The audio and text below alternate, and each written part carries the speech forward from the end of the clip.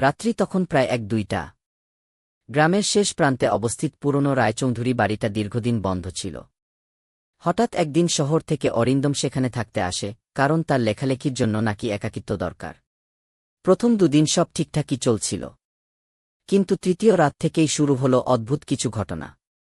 রাত 12টায় ঠিকই পুরনো ঘড়িটার টিকটিক শব্দ শোনা যায়, অথচ ঘড়িটা নষ্ট বহুদিনের।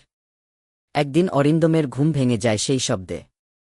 উঠে দেখে ঘড়িটার কাঁটা চলছে, ঠিক রাত 1-2টা বাজছে। হঠাৎ ঘরের দরজা আপনা থেকেই খুলে যায়, আর ঠান্ডা বাতাস ঢুকে পড়ে। সে এগিয়ে গিয়ে দরজাটা বন্ধ করতে যাবে, তখনই সে দেখতে পায় আয়নায় এক মহিলা দাঁড়িয়ে, পরনে লাল শাড়ি, গলার কাছে কালো দাগ।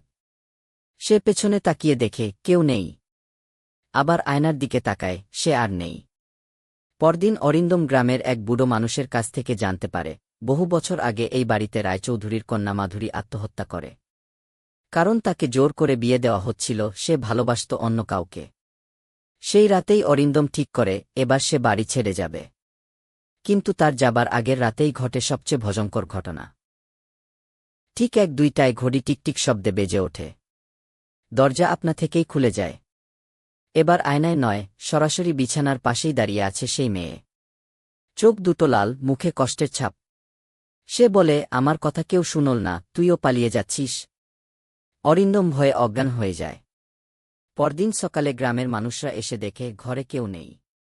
শুধু ঘড়ির কাঁটা থেমে আছে ঠিক 1-2টার সময়।